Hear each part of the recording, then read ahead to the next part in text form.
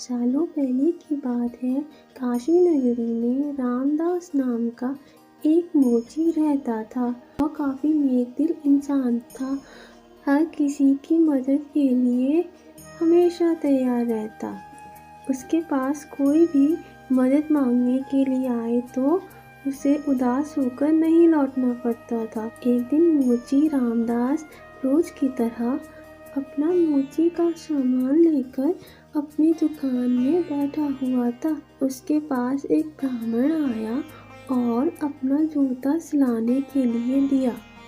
जूता सिलते हुए रामदास ने ब्राह्मण से पूछा, आप कहाँ से आए हैं? ब्राह्मण देव ने जवाब दिया, मैं कावेरी तट से यहाँ गंगा माँ के दर्शन करने और नहाने आया हूँ।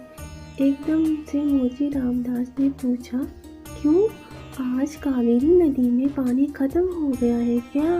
ब्राह्मण यह सुनकर हैरान हो गया और रामदास से कहा, तुम गंगा तट पर रहते हो और ऐसी बात करते हो? क्या तुम्हें गंगा माँ का महत्व नहीं पता? क्या तुम कभी वहाँ स्नान और दर्शन के लिए नहीं गए? रामदास ने जवाब दिया, ना मुझे महत्व पता है और ना मैंने कभी वहाँ स्नान किया है। रामदास आगे कुछ बोलता कि उससे पहले ही ब्राह्मण देव ने कहना शुरू कर दिया, गंगा तट पर रहकर ना गंगा की शक्ति का पता है और ना कुछ और, तभी तो तुम्हारे भाग फूटे हुए हैं। उसके बाद ब्राह्मण ने रामदास को गंगा माँ की महिमा सुनाई। ब्राह्मण की बातें सुनने के बाद रामदास ने कहा, अपना मन साफ हो तो हर तट का पानी गंगा है। इतना कहने के बाद रामदास ने जल्दी से जूता सिला और ब्राह्मण से कहा, आपका जूता ठीक हो गया है। गंगा किनारे जाते हुए क्या आप मुझ पर एक एहसान करोगे?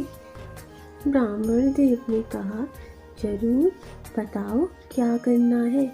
रामदास ने अपने जेब से एक साबुत सुपारी का टुकड़ा निकाला और कहा, आप जब गंगा में स्नान करोगे तब उन्हें यह साबुत सुपारी अर्पण कर देना। ब्राह्मण देव ने रामदास के हाथ से वह सुपारी ली और गंगा के किनारे जाने लगे। वहाँ स्नान करने के बाद ब्राह्मण देव ने हाथ में सुपारी लेकर गंगा माँ को पुकारते हुए कहा, माँ, यह रामदास ने आपके लिए भेजा है, इसे स्वीकार कीजिए। इतना कहकर ब्राह्मण देव ने उस साबुत सुपारी को गंगा में बहा दिया। थोड़ी ही देर में गंगा में एक हाथ बहते हुए आया और ब्राह्मण के पास रुक गया। उस हाथ में एक सोने का कंगन था। उसी समय एक आवाज आई, मेरी तरफ से यह कंगन रामदास को दे देना। गंगा माँ की तरफ से रामदास के लिए सोने का कंगन आता देख ब्राह्मण हैरान हो गया। हैरान ब्राह्मण ने कंगन को हाथ में उठा लिया। कंगन हाथ में लेते ही ब्राह्मण के मन में लालच आ गया। उसने सोचा कि मैं यह कंगन रामदास को नहीं दूंगा। आखिर ही रामदास को पता ही कैसे चलेगा कि माँ गंगा ने उसे कंगन देने के लिए कहा है। इस सोच के साथ ब्राह्मण आगे बढ़ने लगा।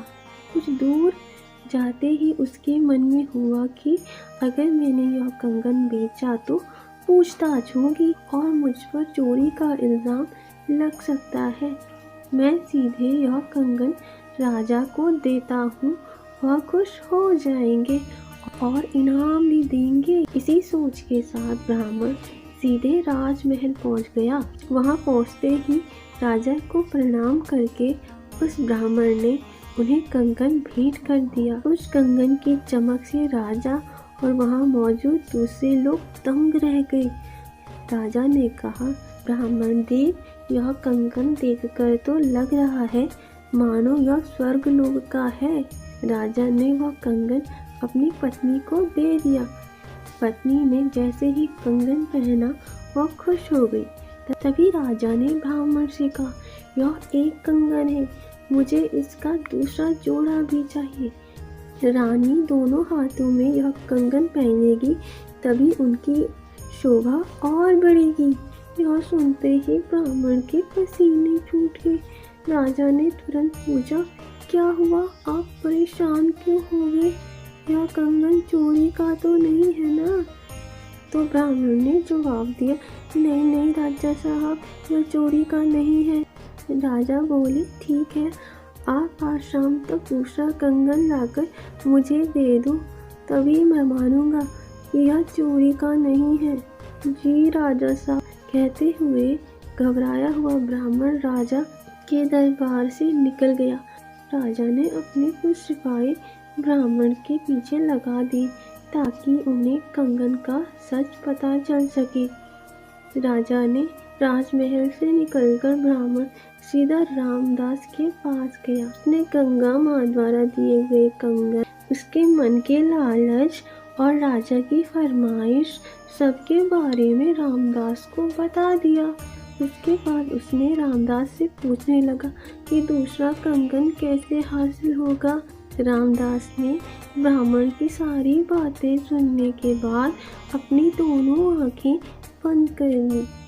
इसके बाद रामदास ने हाथ जोड़कर गंगा माँ से ब्राह्मण को बचाने की विनती की। 1 मिनट के बाद रामदास ने अपने सामने रखी एक बाल्टी में हाथ डाला और उससे वैसा ही कंगन निकल लिया। ब्राह्मण यह देखकर हैरान हो गया। उसका पीछा कर रहे राजा के सिपाही भी यह चमत्कार देखकर दंग हो गए। यह सब देखकर वो सीधे राजा के पास पहुंच गए और उन्हें सारी बातें बता दी। इधर ब्राह्मण भी रामदास को धन्यवाद कहकर कंगन लेकर राजमहल निकल गया। वहां पहुंचते ही ब्राह्मण ने राजा को कंगन दे दिया। राजा ने उससे कुछ नहीं पूछा और चुपचाप कंगन ले लिया।